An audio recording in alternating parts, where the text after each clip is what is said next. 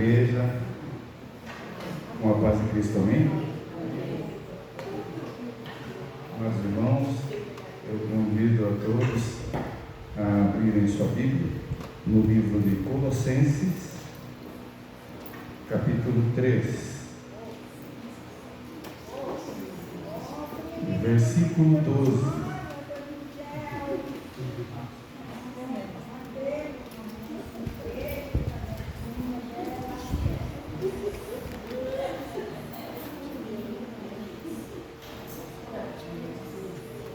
Colossenses 3, versículo 12. Amém?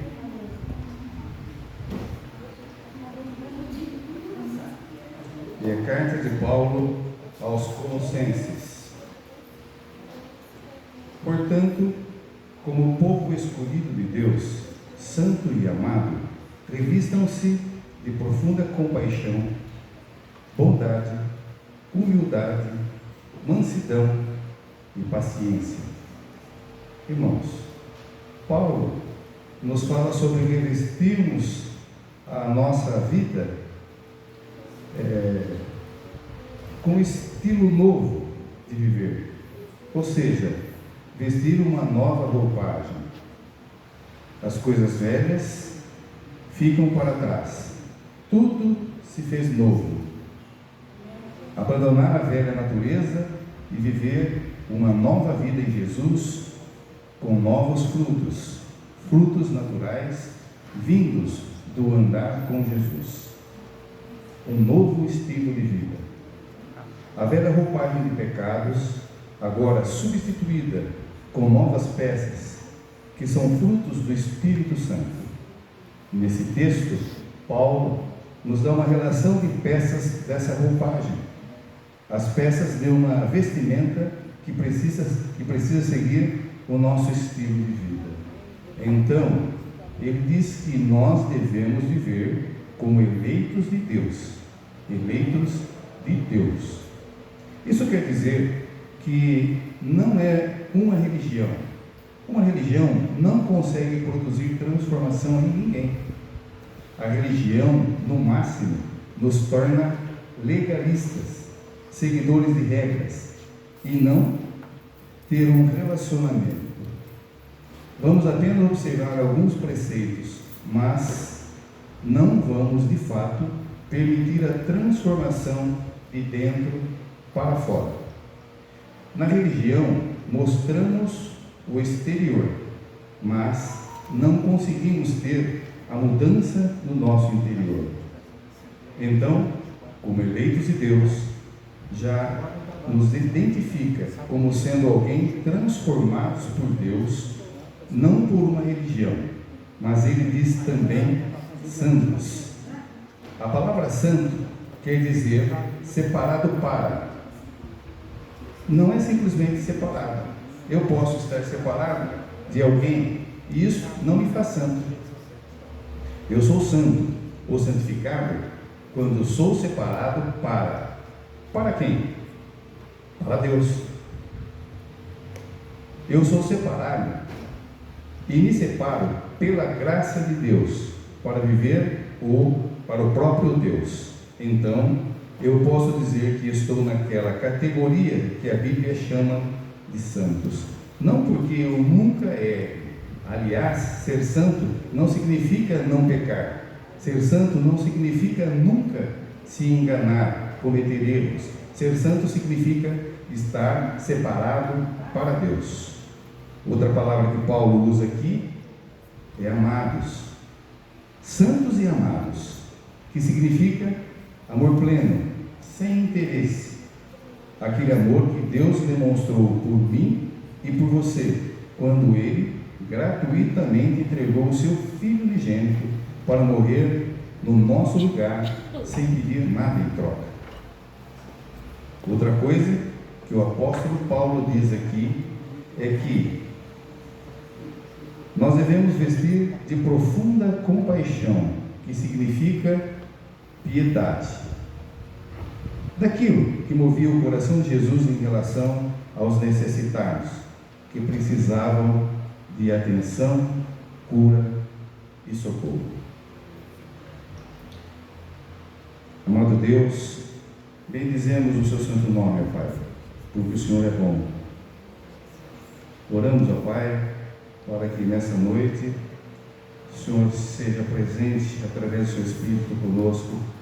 Coloque, ó Pai, no seu santo lugar. Bloqueia, Senhor, qualquer coisa que possa tirar a nossa atenção e torne as nossas mentes cativas ao seu ensinamento, aquilo que o Senhor traz na palavra de hoje. Abençoe a vida do pastor Gilberto, para que ele possa ser o elo entre tu e nós, no conhecimento da tua palavra na noite de hoje. Oramos a ti, ó Pai, para que nos abençoe e abençoe todos aqueles que não puderam estar aqui nessa noite. Nós oramos, ó Pai, em nome de Jesus. Amém.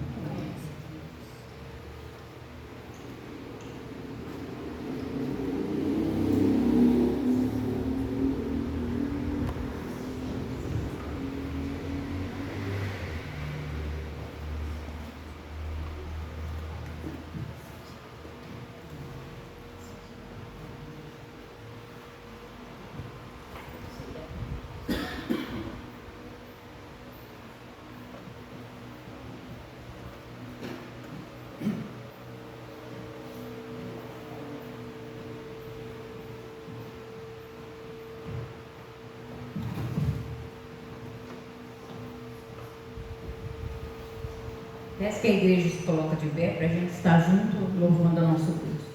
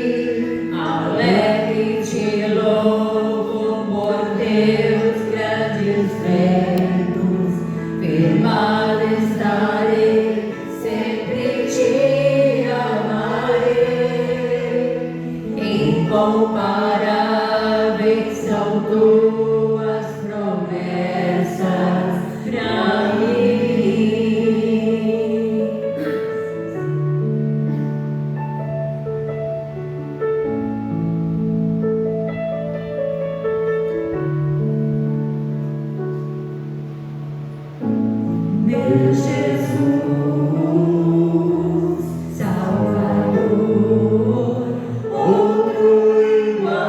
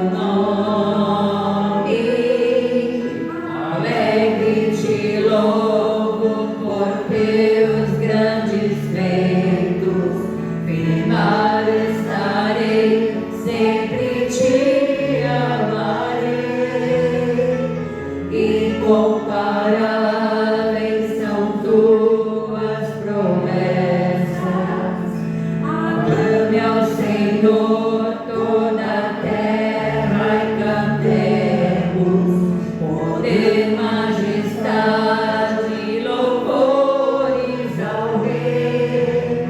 Montanhas se prostrem e ruge aos mares, ao som de teu nome.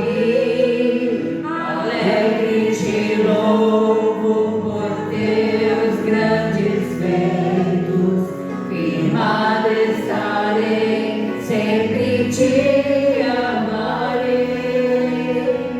Incomparáveis são tuas promessas, incomparáveis são tuas promessas, incomparáveis são tuas promessas, incomparáveis são tuas promessas pra mim.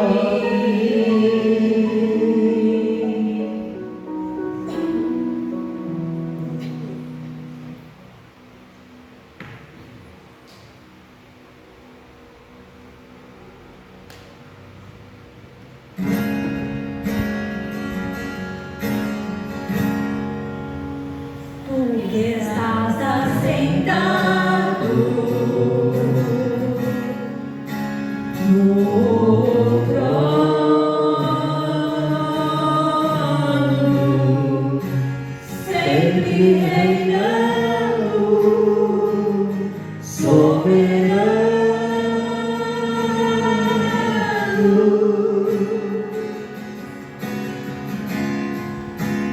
Anjos cantando, homens louvando,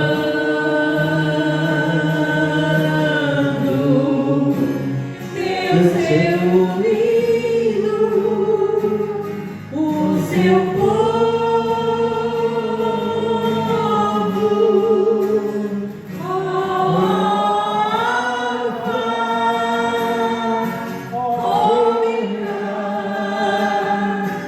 Cristo, Filho, ó vem, ó vem, ó vem, Senhor Jesus. Ansioso espero a tua volta, o grande dia em que tu virás. Então subiremos, contigo estaremos,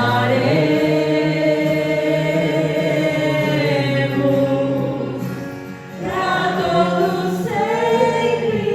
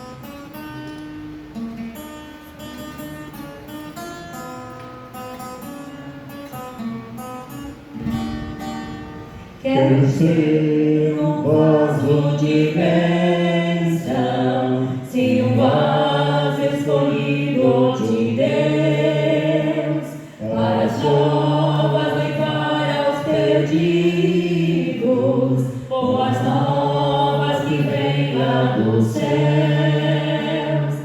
Faze-me vaso de bênção, Senhor, vaso que leve a mensagem de amor. Eis-me submisso pra teu serviço, todo consagro de agora, Senhor. Quero ser um vaso de bênção para todos os dias fazer aos culpados que vivem nas trevas o perdão de Jesus conhecer. Faze-me vaso de bênção, Senhor, vaso que leve a mensagem de amor. Eis-me submisso pra teu serviço, todo consagro de agora, Senhor. Quero ser um vaso de bênção, sim, um vaso de bênção sem par, avisando que crentes em Cristo, jubilosos no céu hão de entrar. Fazem-me vaso de bênção, Senhor, vaso que leve a mensagem de amor. Eis-me submisso pra teu serviço, todo consagro de agora, Senhor, para ser um vaso de bênção. Eles ter uma vida real, uma vida de fé e pureza, revestida de amor divinal. Fazem-me vaso de bênção, Senhor, vaso que leve a mensagem de amor. Eis-me submisso pra teu serviço, todo consagro de agora, Senhor. Vou pedir para o irmão João que esteja orando, agradecendo pelos dízimos e pelas ofertas.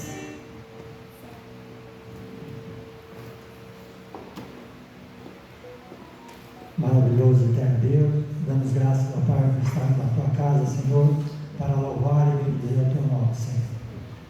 Abençoe aqui todo o culto que será feito aqui, Senhor, toda a palavra, todos os hinos aqui cantados, que chegue até o trono da tua graça, seja aceito por ti, Senhor, porque tu é o Deus mais de tudo que nós temos, ó Pai.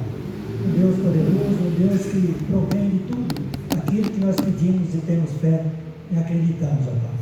Abençoe, Senhor Deus, pelas entregas, Senhor Deus, do gasofilaço, Senhor Deus, pelos dízimos e ofertas, Senhor Deus, pelas suas entregas, Pai. Ó Senhor, que cada família aqui representada cheia de graça, Senhor Deus, o Senhor possa cada dia mais aumentar, Senhor Deus, em tudo, Senhor Deus, damos graças em tudo, Senhor, pelo ar, pelo alimento, Senhor, que tem dado em nossas vidas, Senhor Deus. São essas bênçãos que eu te agradeço, Senhor Deus, em nome santo de Jesus. Amém. Amém. Podeis assentar, irmãos. Graças a Deus do nosso Senhor Salvador Jesus Cristo. Amém. Antes de nós darmos continuidade ao culto, quero pedir a vocês que, junto comigo, nós levantemos um clamor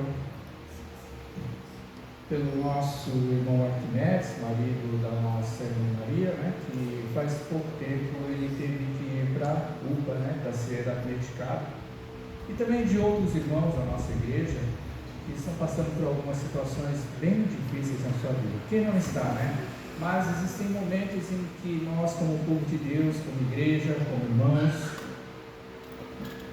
como servos de Cristo, tem momentos em que nós temos que nos unir em oração. Nada melhor do que um culto. O culto onde nós estamos presentes, onde nós estamos aqui reunidos numa única só voz, numa única só palavra, diante do único Deus. Eu vou pedir a vocês que vocês, juntamente comigo, fechem os seus olhos, mas que vocês não fiquem olhando ou ouvindo a minha oração, mas que vocês também orem comigo. Se você tiver com algum problema agora, alguma situação dentro do seu lar, da sua família, com alguém muito querido de você, é o momento de nós todos juntos levantarmos esse clamor diante da presença do Senhor. Senhor nosso Deus e nosso Pai, em nome de Jesus Cristo, ó Senhor, desde já nós te agradecemos, ó Pai, por tudo aquilo que o Senhor tem feito em nosso meio, por esse momento, ó Pai, em que estamos aqui na tua casa, Senhor. Momento em que nós viemos aqui para te louvar, agradecer a Ti por tudo aquilo que o Senhor tem feito, ó Pai. Nós, ó Pai, que fazemos parte do Teu povo, nós que somos, ó Senhor, separados por Ti para a adoração, ó Pai.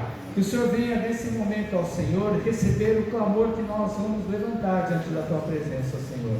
Deus amado, Pai querido, Senhor, nós queremos te pedir pela vida do nosso irmão Arquimedes, ó Pai, que está agora sendo medicado lá na UPA, por causa, Senhor, da pressão que subiu muito, ó Pai. Nós te pedimos, Senhor, que o Senhor venha estar cuidando dele agora, nesse momento, ó Pai, porque Tu és o Deus da cura.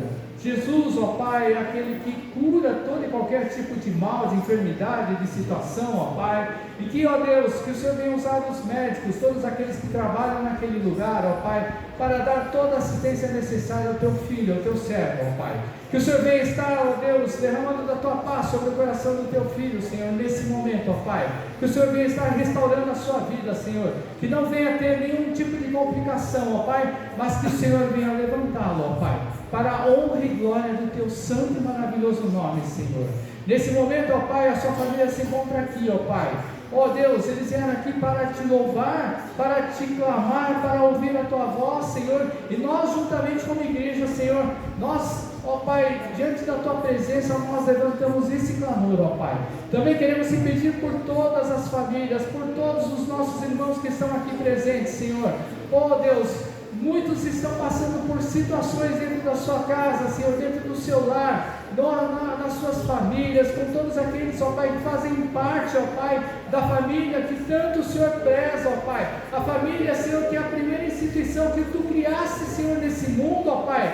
A família, ó Pai, que muitas vezes tem sido dilacerada pelas mãos do inimigo, ó Pai. Nesse momento, Senhor, nós estamos aqui, Senhor, como igreja, como servos, como aqueles, ó Pai, que creem no poder da Tua palavra, no poder que existe no nome do Teu Filho Jesus, ó Pai. Nós te pedimos, ó Senhor, que o Senhor venha restaurar todas as coisas, que o Senhor venha levantar aquele que está enfraquecido, que o Senhor venha animar aquele que está desanimado, que o Senhor venha, ó Pai, ó Deus, tocar no coração daquele que está abatido, ó Pai, porque somente é o Senhor que pode todas as coisas na vida da gente, ó Senhor, e é no nome santo de Jesus que nós clamamos e cremos, Senhor, na bênção da vitória. É o que nós te pedimos e agradecemos em nome de Jesus Cristo, Senhor.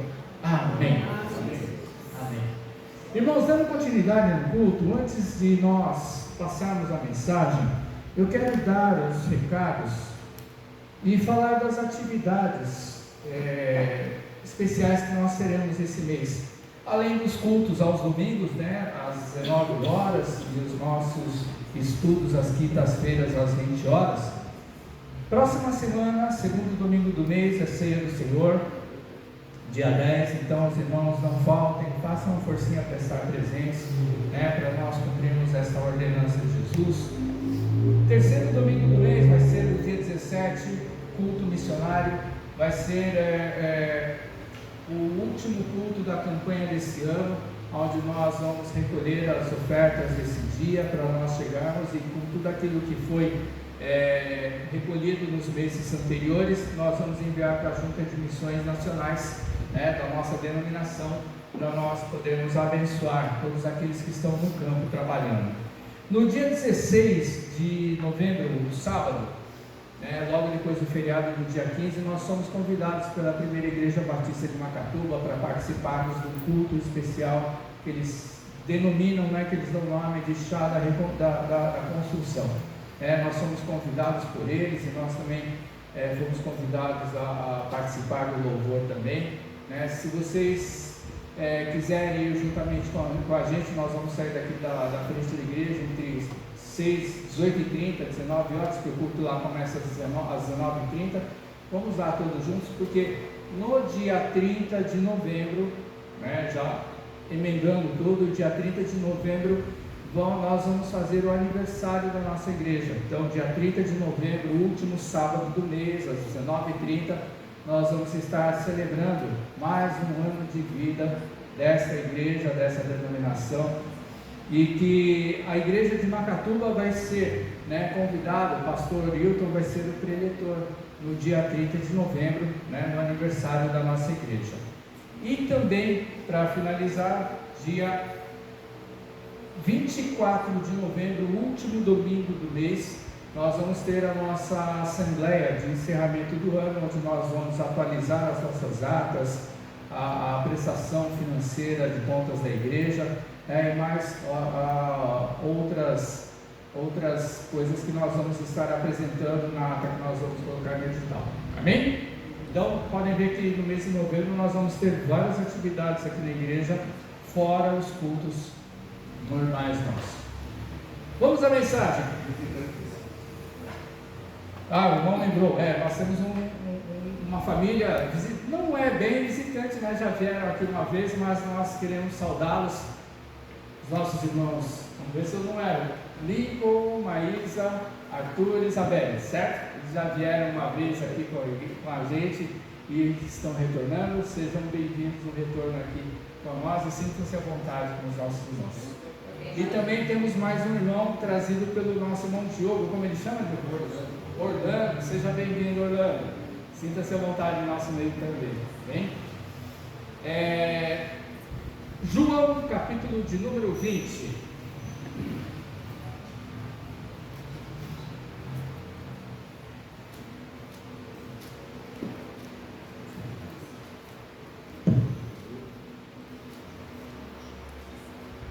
Irmãos, todos sabem, vou falar uma coisa redundante, mas todos sabem que cada um de nós, não somente eu, mas vocês também, quando a gente vai pregar a palavra de Deus, cada um de nós tem uma maneira diferente de trazer a mensagem uns dos outros.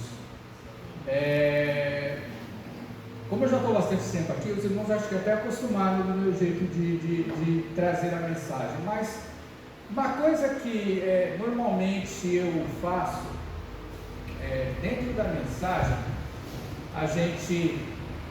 coisas que tem que existir, basicamente na mensagem, a gente faz a leitura da palavra, a gente chega e fala sobre, dá um início, conta sobre a situação do texto, a gente tem que fazer o possível e o impossível para a gente não fugir do texto, porque a palavra de Deus ela tem que ser a essência da mensagem.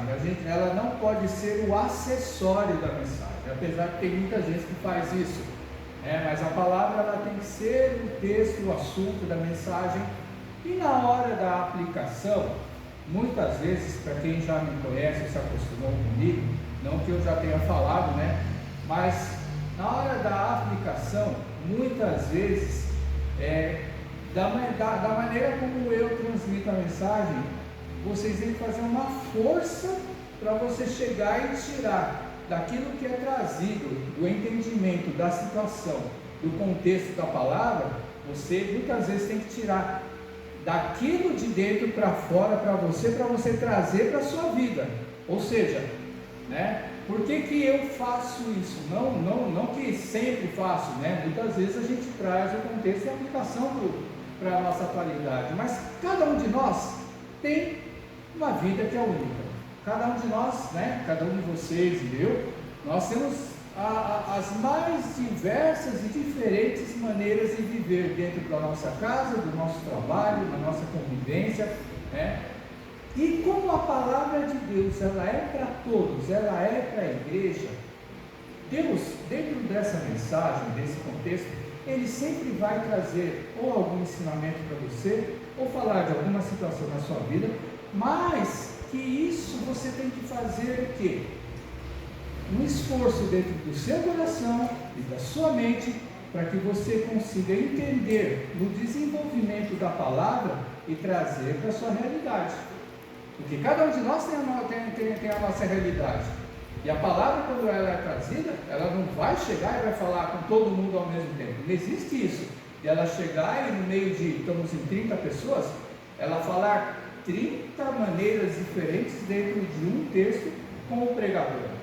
Então é dentro da aplicação, muitas vezes nós temos que fazer a força para a gente chegar a entender o que Jesus, o que Deus ele quis tratar naquilo lá que vai me trazer um renovo, um fortalecimento, uma porção a mais para a gente viver o nosso dia a dia. Mas vamos lá.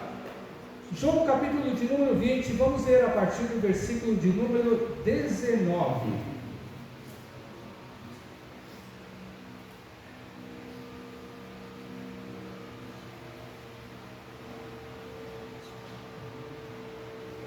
Talvez você ache que você já tenha ouvido esse texto dezenas de vezes, mas você vai ver que sempre tem alguma coisa diferente que Deus ele traz. Não é novidade, mas muitas vezes dentro da nossa leitura nós não nos apercebemos de algumas coisas que acontecem na situação. Olha só, nós vamos ler um texto que ele está nos 4 evangelhos. A citação, tá? Versículo de número 19 diz assim: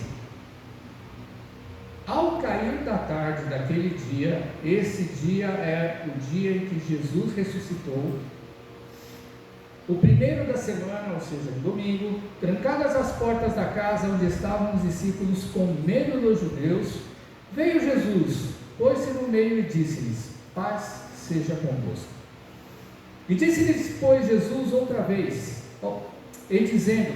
versículo 20, e dizendo isto, lhes mostrou as mãos e o lado. Alegraram-se, portanto, os discípulos ao verem o Senhor. E disse-lhes, pois, Jesus outra vez: paz seja convosco, assim como o Pai me enviou, eu também vos envio. E havendo dito isto, soprou sobre eles e disse-lhes: recebei o Espírito Santo. Se de alguns perdoardes os pecados, são-lhes perdoados. Se os retiverdes, são retidos. Ora, Tomé, um dos 12, chamado Dídimo, não estava com eles quando veio Jesus. Disseram-lhe então os outros discípulos: vimos o Senhor. Mas ele respondeu: se eu não vir nas suas mãos o sinal dos cravos, e ali não puser o dedo, e não puser a mão do seu lado, de modo algum acreditarei. Passados 8 dias, ou seja, uma semana depois, estavam outra vez ali reunidos os seus discípulos e Tomé com eles. Estando as portas trancadas, veio Jesus, pôs-se no meio e disse-lhes: paz seja convosco. E logo disse a Tomé: põe aqui o dedo e vê as minhas mãos. Chega também a mão e põe-na no meu lado. Não sejas incrédulo, mas crente. E respondeu-lhe Tomé: Senhor meu e Deus meu. E disse-lhe Jesus: por que me viste e creste? Bem-aventurados os que não viram e creram. Na verdade, fez Jesus diante dos discípulos muitos outros sinais que não estão escritos nesse livro. Esses, porém, foram registrados, para que creiais que Jesus é o Cristo, o Filho de Deus, e para que crendo tenhais vida em seu nome. Amém. Irmãos, todos os 4 evangelhos, Mateus, Marcos, Lucas e João, eles registram, cada um de sua maneira, alguns iguais, outros de uma maneira um pouco diferente, outros até de uma maneira que, se você for comparar todos os 4 evangelhos, você vai às vezes chegar e falar dentro de você: existe discordância, tá? Mas a gente não pode esquecer que Mateus e João estavam com Jesus. Marcos não estava com Jesus, mas ele traz as palavras de Pedro. Lucas, pior ainda, ele não fazia parte daquele grupo, ele veio depois e ele coletou um monte de informação para colocar no seu evangelho. Mas todos esses 4 evangelhos, eles registram o martírio, a crucificação, a morte e a ressurreição de Jesus. Uma coisa que é interessante, que no momento em que Jesus ele morreu, e num dos evangelhos vai dizer que ele morreu no meio da tarde, por volta das 15 horas. Do momento da morte de Jesus até a sua ressurreição, ou seja, numa sexta-tarde, até o momento em que ele ressuscitou, domingo de manhã, não registra nenhum dos 4 evangelhos, e é óbvio, é lógico que não vai registrar, porque não interessa para a história, né, o que se passou no coração dos discípulos. Por quê? Porque o personagem central de tudo isso daí é Jesus, é tudo aquilo que acontece na vida dele. Só que, para a gente poder entender o que aconteceu, eu preciso tentar entender como estava o coração desses homens, como estava o coração das pessoas que faziam parte daqueles que estavam na casa. E não eram somente os 11, tinha mais gente naquela casa, tá? E aí você pensa o seguinte: nenhum dos 4 evangelhos registra isso, à exceção de Lucas, no capítulo 23, versículos 55 a 56, que ele vai dizer que depois que Jesus ele morreu, Maria e as outras irmãs, elas chegaram e separaram todos os aromáticos e os perfumes para poder chegar e embalsamarem e passarem no corpo, como de costume se faz com qualquer morto. Por quê? Jesus, quando ele morreu, apressadamente, como era a véspera da Páscoa, apressadamente eles foram e enterraram Jesus, sem fazer todo o procedimento que o judeu ele faz, ou que as pessoas lá, que têm o costume lá no Oriente, de chegar e embalsamar o corpo, envolver com perfumarias, com especiarias, né? Mesmo que, quando nós lemos os evangelhos, foi lá José de Arimateia, foi lá Nicodemos com um monte de mirras e aloés, eles chegaram e envolveram os lençóis lá, mas muito apressadamente eles chegaram e fizeram isso. Por quê? Porque o dia já estava, né, se pondo, e naquele momento em que o sol se pôs, eles tinham que se recolher na sexta-feira. Por quê? Porque o sábado era o dia de descanso. Só que nesse dia, no Evangelho de Lucas, né, de uma maneira estranha, porque a gente poderia pensar, puxa, mas poderia Mateus e João registrar isso, mas coube a Lucas, através das suas pesquisas, ele chegar e colocar a única referência àqueles que não eram Jesus, que Maria Madalena e as outras irmãs, elas chegaram e no dia lá, eles pegaram as perfumarias e deixaram guardados, porque dizendo que sábado era o dia de chegar e cumprir o mandamento.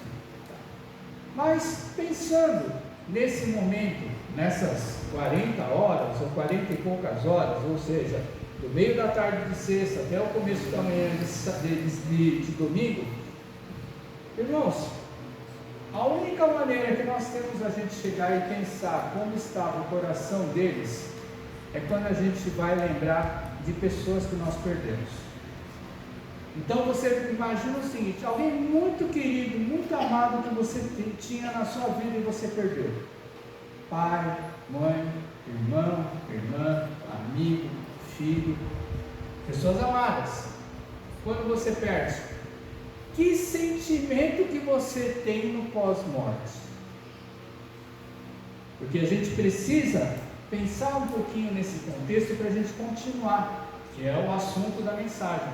Então, você pensa o seguinte: você tem o quê? Momentos de sofrimento, de agonia, contrição, abatimento, desânimo, sentimento de perda, arrependimento. Você pensa que não? Está cheio de gente que na hora que alguém morre, ela se arrepende por não ter perdido perdão. Ela se arrepende por não ter estado junto nos últimos momentos. Ela se arrepende por chegar, sabe, e viver uma vida toda. Isso acontece muito nos nossos dias. Quais são os pais e filhos que eles não estão convivendo junto? Ah, mas todo dia a gente se comunica pelo WhatsApp, todo dia eu mando mensagem, está tudo bem. Irmãos, não é a mesma coisa. Perde o pai e a mãe para você ver, irmãos. Só quem perdeu sabe o problema que é você não ter mais a presença daquela pessoa na sua vida. Só quem perde sabe. Agora, esse negócio de que tem internet, de que tem rede social, de que tem celular, isso é papo furado. Amor, a gente tem que encurtar a distância. Só que o amor, ele tem que ser exercido. Ele não pode ser, sabe, escrito, mandando desenhinho, chegar e falar que ama, mas a gente sabe que não ama, porque quem ama está presente. Então, aí você pensa o seguinte: todas essas coisas se passaram, com certeza, no coração daqueles seus discípulos. E talvez a coisa que mais deve ter passado na cabeça deles, por que eu digo isso? Eu vou dizer isso, porque quando a gente começa a ler os evangelhos, nas situações que aconteceram, principalmente no livro de João, capítulo 21, a gente vai ver o seguinte: eles ficaram completamente desnorteados. Por quê? Porque eles acreditaram realmente que Jesus era o Messias. Eles acreditaram realmente que Jesus, ele podia e ele ia mudar a situação da vida deles. É igual a gente, irmãos. A gente acredita que Jesus, ele vai transformar nossos filhos. A gente acredita que Jesus, ele vai curar aquelas pessoas que nós amamos tanto das enfermidades que elas têm.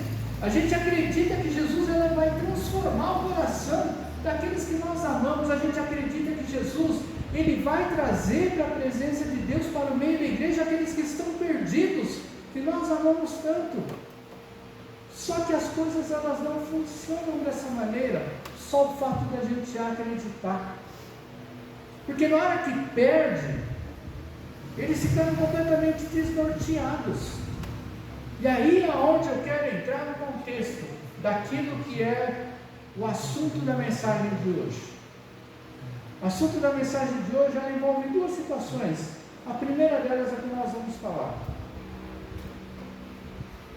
A gente muitas vezes tem mania de criticar o Tomé,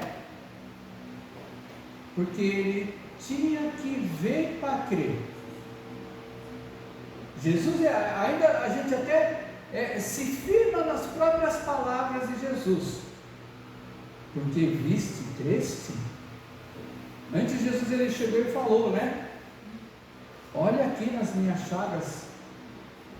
Então a gente chega e a gente se prende à fala que Jesus, ele deu para Noé, e a gente chega e fala, né, que Tomé era um incrédulo.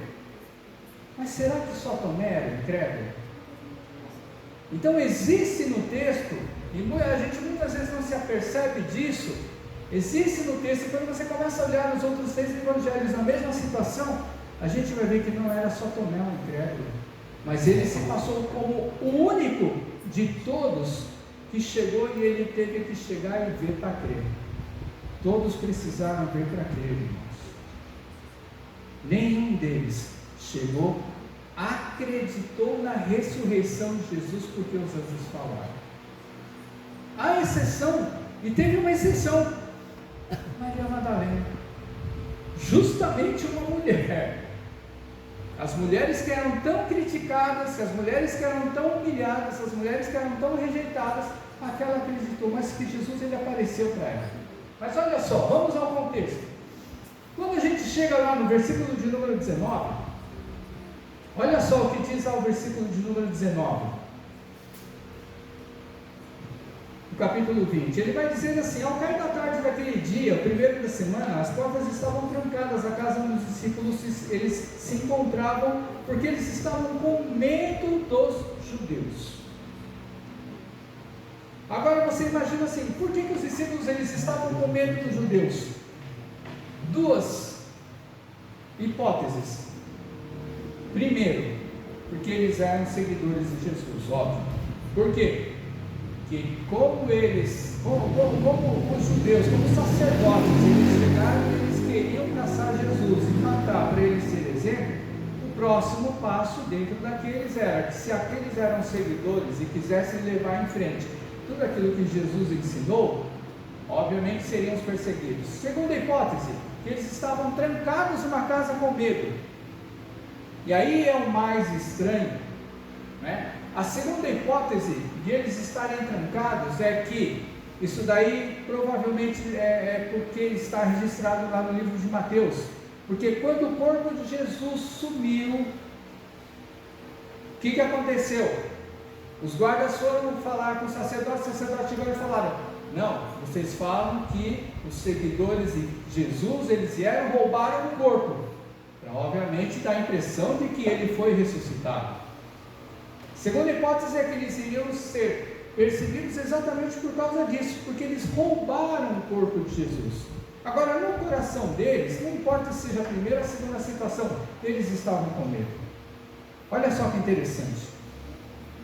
E quando a gente chega, e a gente vai ver os relatos anteriores, até mesmo nesse capítulo, no capítulo 19 e 20 de João, quando vai falar dos discípulos, olha só que interessante.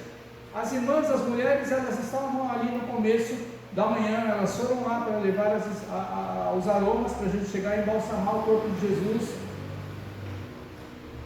E aí vai chegar, e existem algumas coisas que não se concordam nos evangelhos, mas existe explicação para tudo, e não é o assunto da mensagem de hoje. Mas acontece que é o seguinte: Jesus, quando ele aparece a Maria Madalena, ele chega e fala para ela: vai, corre e conta para os outros.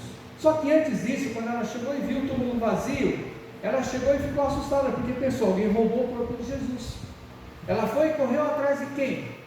O livro de João vai dizer, nos versículos anteriores, ela foi atrás e correu de Pedro e João, dois dos três que sempre ficaram juntos de Jesus, dois daqueles que continuaram essa caminhada.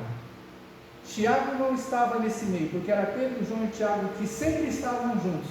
Por que Tiago não estava nesse meio? Tiago foi o primeiro mártir, foi o primeiro a chegar e morrer por causa do nome de Jesus, onde Herodes chega e manda matar Tiago. Mas olha que interessante, Maria Madalena corre atrás de Pedro e João. Eles foram correndo para o túmulo.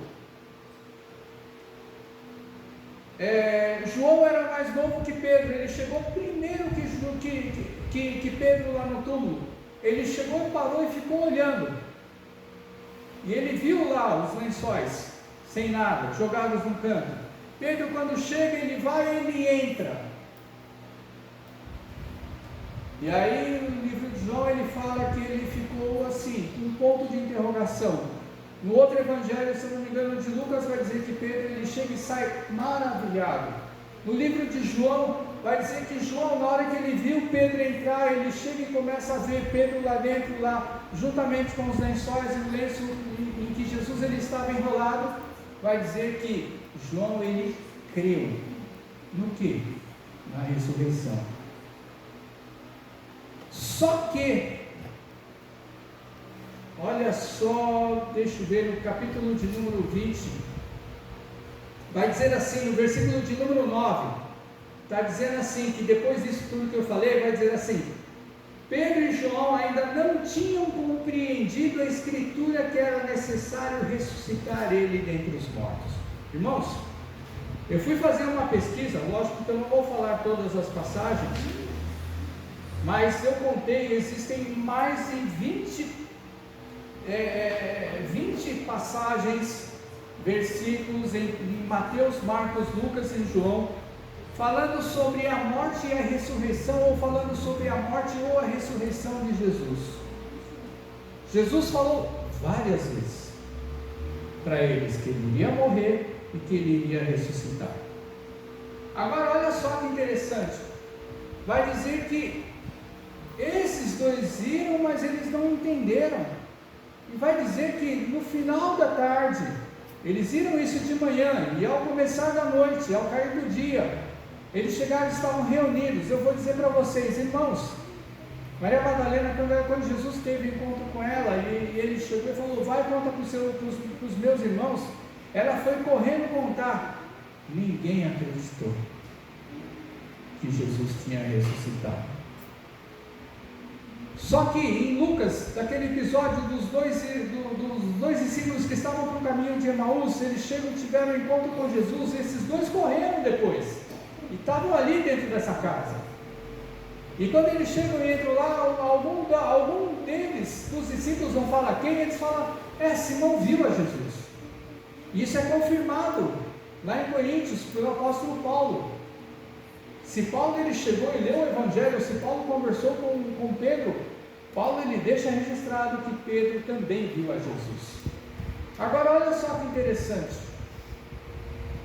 e eu vou dizer para vocês, não é normal, dentro da nossa natureza humana, dentro da nossa racionalidade mental e emocional, a gente acreditar que alguém ressuscita. Não é normal. Então você vai ver que alguns viram, alguns ouviram, né? Porque o anjo conversou com as mulheres, então elas ouviram. Maria Madalena teve a presença de Jesus, mas as outras não. Ficaram sabendo do Cristo ressurreto, batendo com tudo aquilo que ele pregou, e eles estavam com medo, trancados numa casa. Irmãos, quando a gente chega e a gente começa a olhar os evangelhos, e a gente começa a ver o que Jesus ele ensina, principalmente dentro do livro de João, Jesus ele traz um monte de sermão falando sobre um monte de coisa, que ele é o pão da vida, que ele é a água viva, que é o consolador que ele traz. O João 3,16, que é a mensagem que fala, sabe, da salvação através de Jesus Cristo, da regeneração, quando João 3 também vai falar que é necessário a gente nascer de novo, numa conversa de Jesus com Nicodemos. Então a gente vai ver que João, a mensagem, as coisas que João deixou registrada para falar acerca de Jesus Cristo, vai chegar e vai falar de muita coisa, é que se a gente crer, naquele tempo, se a gente cresce e tivesse a certeza que Jesus ressuscitou, tudo aquilo que Jesus tinha falado antes, eles teriam a confirmação da verdade, eles não teriam mais medo de nada. Como que eu posso dizer isso? Se você chegar e lembrar comigo, quando Pedro, em Atos 2, quando os discípulos eles recebem o selo do Espírito Santo, e aí Pedro vai chegar e fazer aquele sermão, onde 3.000 almas se converteram ao Senhor. Pedro não estava com medo de nada, de ninguém. Um pouco tempo depois, uns dias depois, ele chega, ele João no templo, cura um paralítico, um coxo, eles chegam, vão presos, mais 1.000, 2.000, 3.000, 5.000 pessoas se converteram, e ele não tinha mais medo nenhum de ser preso e de sofrer por causa do nome de Cristo. Por quê? Porque aí eles já tinham dentro do seu coração firmado e certo dentro de si que o Senhor, que Jesus, a quem eles seguiram lá, era assim, é sim o Deus vivo. Mas naquele momento lá em que eles estavam dentro daquela casa, que eles estavam com medo, é porque eles não tinham a certeza dessa salvação. Olha só que interessante. Vai continuar, Jesus ele aparece no meio deles dentro daquela casa. Obrigado. Ele aparece no meio. Que palavra Jesus ele vai falar? Que palavra Jesus ele vai falar em versículo 19? Lá no final. Paz seja convosco. Jesus aparece do nada num corpo glorificado, mas para eles naquele momento era um corpo humano. Portas todas trancadas, um monte de gente dentro daquela casa. Como é que Jesus apareceu ali naquele meio?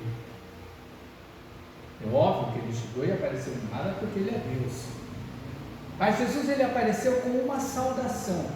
E quando Jesus ele chega e fala, paz seja convosco, a gente tem que voltar atrás e olhar, deve estar aí, João, capítulo número 14, versículo 27, eu acho que eu deixei separado aí. Olha só o que Jesus ele chega e ele vai falar para os discípulos, quando Jesus estava explicando e falando sobre o Consolador.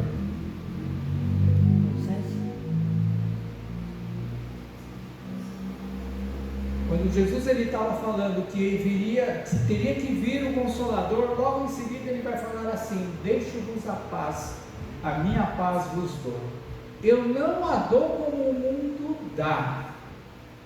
Você já reparou no nosso costume de nós nos cumprimentarmos? Nós nos cumprimentamos com a paz do Senhor, que é este Senhor, ou com a graça e a paz do Senhor, que é esse Senhor. Irmãos, tem muitas vezes que dói no meu coração quando eu vou cumprimentar alguns irmãos. Não estou falando aqui da igreja não, quando a gente se cumprimenta assim no dia a dia, quando a gente cumprimenta alguns irmãos no dia a dia, a gente cumprimenta com a paz do Senhor, com a graça e a paz do Senhor Jesus, de cara fechada, carrancudo, a gente vê algumas pessoas chegar e dar a paz, ou às vezes ela nem solta, ela resmunga a paz na sua boca, de canto de boca, como se estivesse dando bom dia, boa tarde, boa noite, qualquer. A primeira coisa quando a gente se encontra, a gente não fica falando, sabe, um mantra, a gente não fica falando uma palavrinha boba, trouxa, besta, né? Porque muitas vezes você chega e você cumprimenta por educação, bom dia, a pessoa do outro lado não está nem aí com você. Muitas vezes você cumprimenta, a pessoa nem olha na sua cara. Sabe, eu cansei de chegar e transportar a gente e falar bom dia, a pessoa nem falou nada. Sabe? E aí a gente faz, e essa saudação não é uma saudação onde a gente chega e faz por costume, por hábito. Porque Jesus ele chegou e falou, a minha paz eu te dou, e eu não dou como o mundo dá, mas eu vejo muitos crentes dar paz como o mundo dá. A paz de Jesus, a paz de Deus, diz lá numa carta de Paulo que ela excede qualquer tipo de entendimento. A paz de Deus, a paz em Cristo, ela é uma paz que não é nossa, não é minha nem sua. Quando você cumprimenta alguém, você está querendo trazer, ou você traz para essa pessoa a paz daquele que te salvou e daquele que te chamou. Então muitas vezes não é assim, o nosso cumprimento não pode ser superficial, por menos que a gente transpareça, ela não pode ser superficial no nosso coração, que nós estamos levando e dando para a pessoa o nome daquele que nos salvou, o nome daquele que nos criou, o nome daquele que guarda a nossa vida e o nome daquele que nunca nos abandonou em momento nenhum do nosso barco. Então quando Jesus ele chega e aparece no meio deles, eles estavam o quê? Todos com medo, assustados. Então quando Jesus ele chega e fala, paz seja convosco, ele veio trazer o quê? Ele veio trazer conforto, segurança, ele veio trazer refrigério para aquele povo. Porque vocês imaginam o seguinte, se eles não acreditaram naquilo que foi falado, que Jesus tinha ressuscitado, e alguns achando ainda que estavam tendo uma visão, um sonho de olho aberto, naquele momento que Jesus apareceu, eles iam ficar o quê? Iam ficar aterrorizados, a gente talvez fosse desmaiar. Por que eu falo isso? No episódio em que os discípulos eles estavam no barco, eles estavam ali pescando e bate a tempestade, e Jesus ele chega e anda por cima das águas, e um deles chega e fala, é um fantasma que está vindo ali. o próprio Senhor. Então Jesus, quando ele chega e fala sobre a paz, paz seja convosco, a gente tem que pensar duas vezes no nosso coração quando nós formos cumprimentar os nossos irmãos. Quando eu e você formos dar a paz, que nós tenhamos a consciência que não é a nossa paz, mas é a paz daquele que nos separou e nos salvou. Aí vai continuando, Jesus ele vai falar novamente isso entre eles. E olha só que interessante. Quando Jesus ele fala a paz, já era para eles chegar e tipo assim, de joelho, cair no chão e olhar e se alegrar. Mas não, olha só o que Jesus ele chega e fala. Versículo de número 20. Assim que Jesus falou, paz seja convosco, ele vai e diz assim, Jesus o quê? 20.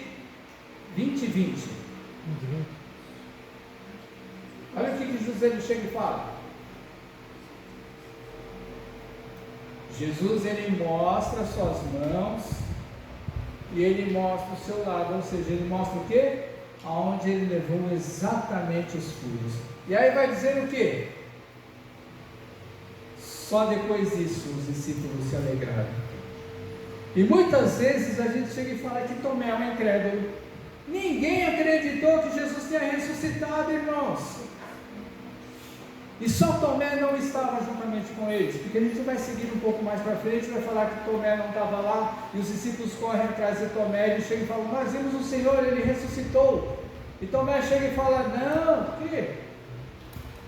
Só vou acreditar se eu ver com o meu próprio olho. Irmãos, pensa, cada um reage de uma maneira quando alguém muito querido chega e morre. Não diz nada, mas provavelmente Tomé ele saiu daquele meio lá onde estava todo mundo, e ele foi no cantinho, ficar sozinho, para talvez meditar, para talvez espairecer as ideias, e talvez colocar as coisas, as informações dentro da sua cabeça, para chegar e falar, o que eu vou fazer da vida? A gente faz isso, nós fazemos isso toda hora, quando nós estamos transtornados, quando nós estamos atribulados. A gente chega e toda hora a gente quer se enfiar em qualquer buraco, em qualquer canto, para a gente chegar e se esconder dos nossos problemas. Vocês imaginem o seguinte, por que Tomé não acreditou na palavra deles? Quem estava do lado de Jesus quando ele morreu? Não tinha um do lado dele. Todo mundo correu e fugiu. Por quê? Porque ninguém queria ser morto junto com Jesus na cruz. Tem lá o exemplo de Pedro que nós conhecemos, né, que ficou registrado, que Pedro negou 3 vezes e o galo cantou. Mas não foi só Pedro, todo mundo fugiu. No relato dos evangelhos, ele vai ver que só as mulheres ficaram ali, aos pés da cruz, aquelas que sempre foram rejeitadas, por aqueles que se achavam entendidos, por aqueles que se achavam que conheciam. Essas aí nunca se afastaram da presença de Deus, da presença do Senhor. Então vocês imaginam o seguinte, por que será que Tomé não acreditou naquilo que eles falaram? É lógico que todo mundo fugiu, todo mundo ficou com medo de morrer junto com Jesus. E aí Tomé chega e fala, mas ele ficou estigmatizado, ele ficou caracterizado, ele ficou marcado. E ficou marcado até assim, chegar e falar, Jesus foi culpado. Não, existia um propósito de Jesus em Tomé, para mostrar para nós hoje a importância que esse homem teve. Porque dali passa mais 8 dias, passa mais uma semana, eles se reúnem de novo, está todo mundo junto e Jesus aparece no meio deles novamente. Aí olha só, vamos seguir lá o que está escrito lá, para falar exatamente, versículo 26. Eles estavam reunidos novamente, os discípulos, e Tomé estava junto com eles. Estando as portas trancadas novamente, mas ninguém estava mais com medo, porque eles já tinham visto Jesus. Eles tinham visto com o quê? Com o seu próprio olho. Eles tinham visto com o seu próprio olho a Jesus, então já não estavam mais com medo. Mas as portas estavam ali trancadas. Jesus ele aparece no meio e fala a mesma coisa, paz seja convosco. E logo em seguida Jesus ele chega e fala para Tomé: Tomé, põe o seu dedo aqui, vê minhas mãos, chega também a mão e põe do meu lado, não sejas incrédulo, mas crente. A gente tem mania da gente chegar e falar isso daí, né? Não seja incrédulo, mas crente. E Tomé ele faz uma declaração: Senhor meu e Deus meu. Essa declaração que Tomé faz é exatamente igual à mesma declaração que Pedro fez para Jesus, quando Jesus chega e pergunta: e vocês? O que dizem que eu sou?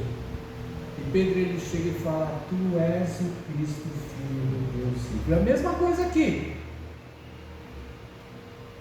E Jesus ele tinha falado naquele momento que ele não falou da boca dele, mas foi o próprio Senhor que chegou e moveu a boca dele, o coração dele para falar. A Bíblia não diz, e tenho certeza que Tomé não precisou tocar nos furos, nos cravos, nas chagas, sabe, de Jesus. Mas quando Tomé ele faz essa declaração, ele chega e ele contempla uma coisa que muitas vezes nós não temos a noção. Só aquele que persevera na fé contempla a glória do Senhor sobre a sua vida. E o que é interessante, que a glória de Deus, ela sempre nos acompanha. Sempre, sabia? No momento de sofrimento, no momento de alegria, no momento de tristeza, no momento de solidão, no momento em que se está no meio da multidão, a glória de Deus, ela sempre nos acompanhou. E nós não damos esse valor para ela. Mas aí Jesus ele vai chegar e vai falar no versículo seguinte, ele vai chegar e vai falar, põe lá João 29. Aí Jesus ele faz, que a gente estigmatiza e usa muito essa frase, Jesus, porque me visse, cresce. Mas aí, olha o que Jesus ele chega e fala, bem-aventurado aquele que não viu e creu. Tomé precisava não estar junto com os outros discípulos para que Jesus pudesse falar isso. Por que, irmãos, eu falo? Depois que Jesus foi para o céu, depois que aquelas 500 pessoas elas viram Cristo vir para o céu, todos aqueles que se converteram depois, por aquele tempo, até lá por volta do ano 100, quando morreu o último discípulo, que foi João, todos eles se sustentaram em cima do testemunho de alguém que andou com Jesus. Se sustentaram em cima do testemunho pessoal de alguém que andou com Jesus. A partir da morte do último, mesmo naqueles tempos, mas muito mais depois que o último morreu, todos aqueles que se converteram fazem parte dessa frase que Jesus ele disse. Ou seja, essa frase que Jesus ele disse para Tomé, ela ficou registrada e gravada para que nós pudéssemos ler sempre.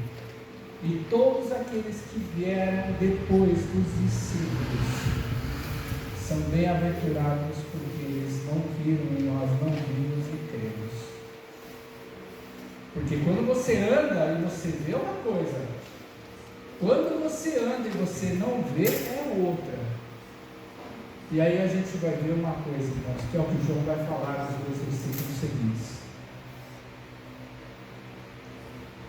Os dois versículos seguintes no final da mensagem, João ele vai falar uma outra coisa extremamente interessante, porque aí ele sai da conversa, né? Ele chega e ele tem, quem escreve realmente tem essa habilidade na escrita, mas automaticamente ele sai daquela conversa, daquela situação de Tomé e Jesus, e ele vai falar para nós, para todos aqueles que vieram depois. Na verdade, Jesus ele fez diante dos discípulos muitos outros sinais que não estão escritos nesse livro. Estes, porém, foram registrados para que creiais que Jesus é o Messias, o Cristo, o Filho de Deus, e para que tenhais vida em seu nome. Outro detalhe interessante, no livro de João estão registrados 7 sinais. Alguns dizem 8, porque o 8º ele aconteceu depois que João ele chegou e escreveu isso daí, que está no capítulo 21. Irmãos, quando você chega e você vai ver Mateus, Marcos e Lucas, eles têm muito mais do que 7 milagres de Jesus. Muito mais. E João ele registrou 7, alguns são iguais, outros são diferentes.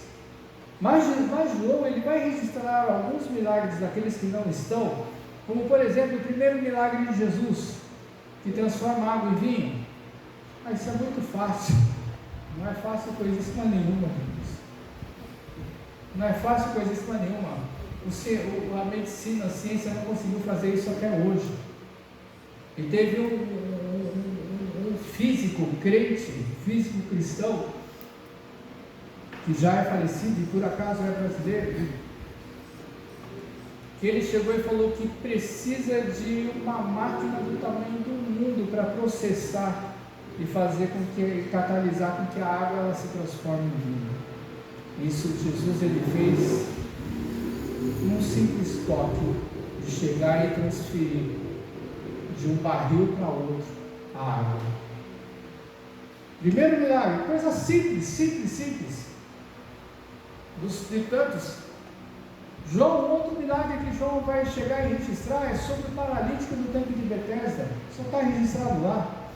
Outro milagre que João ele vai registrar, que talvez seja o maior de todos os milagres que estão lá, que é a ressurreição de Lázaro. Tem outro que Jesus ressuscitou nos outros evangelhos, mas Lázaro não, 4 dias morto. Mas olha só que interessante, algumas coisas que João ele registra, quando João ele chega e fala para que nós creiamos, nós tenhamos a certeza que Jesus é o Filho de Deus. Isso associado com os sermões, com os ensinamentos, com as coisas que Jesus falou no livro de João.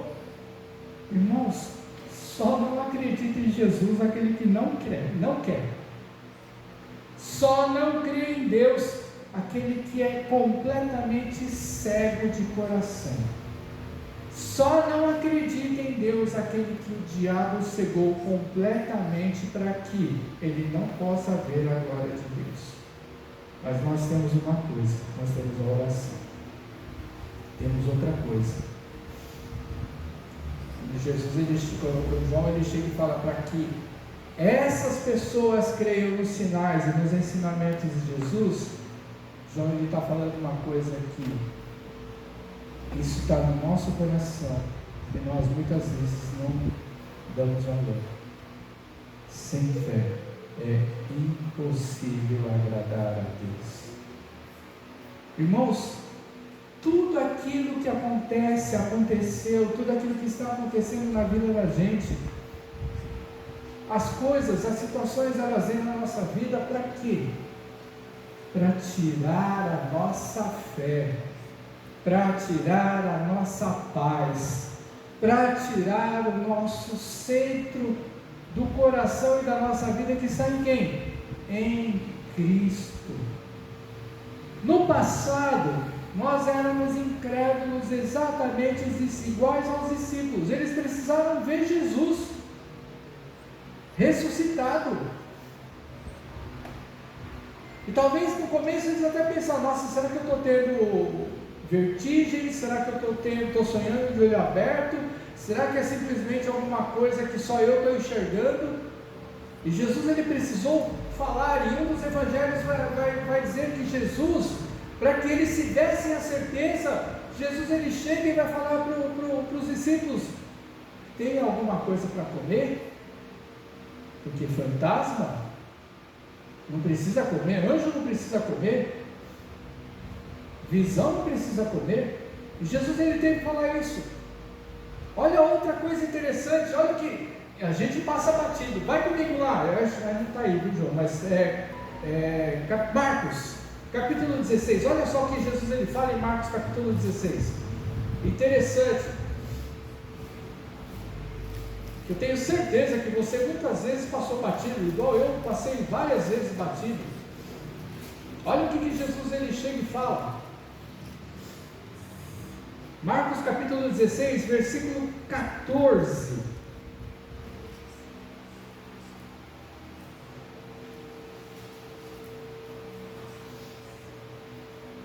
Marcos 16, versículo de número 14. Acompanhe comigo.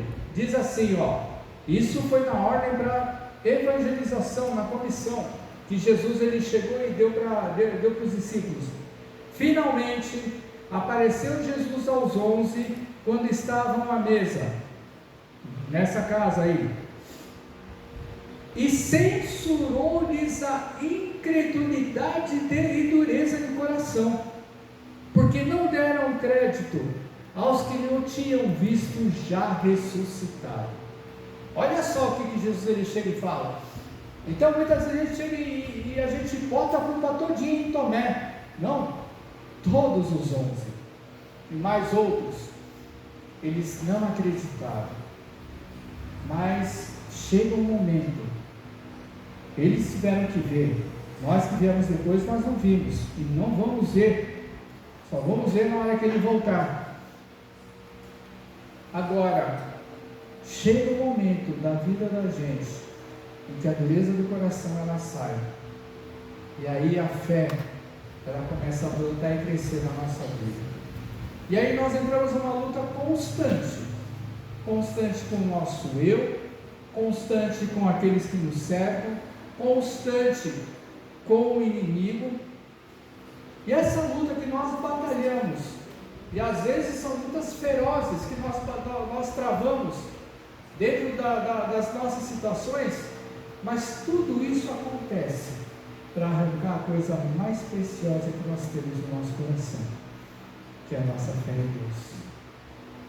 E essa fé que depois que você adquiriu, de quando você perdeu, graças a Deus, a dureza e a incredulidade, depois que você chegou e se desvencilhou, e você se libertou da incredulidade, irmãos, a luta que nós temos que fazer é muito maior para a gente chegar e manter a nossa fé, porque é essa nossa fé que vai levar a gente para a glória eterna, é essa nossa fé que vai chegar e fazer com que a gente fique em pé no meio da situação, e essa nossa fé que vai fazer com que a gente contemple a glória de Deus sobre a nossa vida, em nome de Jesus.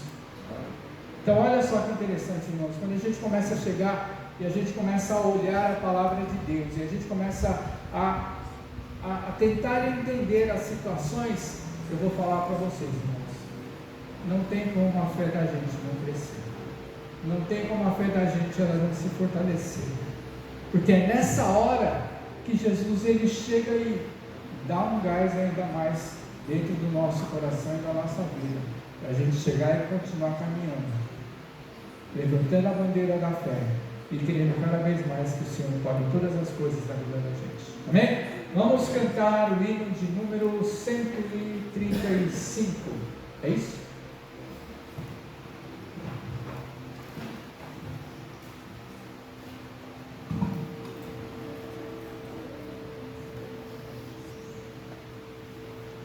Peço que os irmãos coloquem de pé, para a gente juntos estar louvando o hino 135.